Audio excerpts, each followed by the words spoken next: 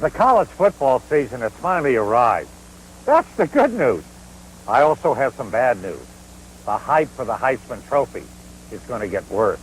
See, it started last January, so you know it's going to get worse.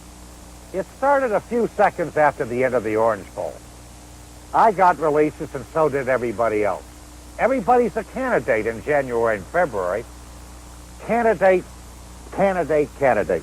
I guess it's the way it is when you run for president in 1988. Everybody's a candidate. I don't know. I liked it years ago. You didn't give much thought to the Heisman Trophy until late October, early November.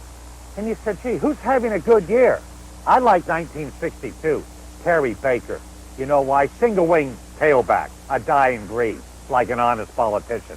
But still, you didn't give much thought to it, and here it was. You voted, and that was it. It wasn't a big thing. Now, in the middle 60s, I think, I'm not sure, the hype started. Slick brochures, telegrams, messages in the sky. Boy, and it's getting worse. Booster clubs are involved now. You get phone calls at home. It's terrible. My favorite story concerns Paul Hornung back in 1956. That's when you could buy a candy bar for a nickel, and it was all chocolate. That's how long ago it was. Charlie Callahan told his student assistant, Joe Pride, get Paul Hornung for me. He got Paul Hornung about 15 minutes later. He took Paul back to the office, walked into Charlie Callahan's office, and Charlie was on the phone.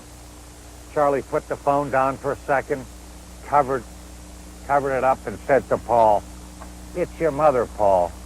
Tell her you just won the Heisman Trophy. I don't know. That story is romantic to me. There was no mass media, no wires, no planes, no nothing. Just Joe Pride, Paul Hornung, and Charlie Callahan. Long time ago, when college football was less commercial and life was less complicated.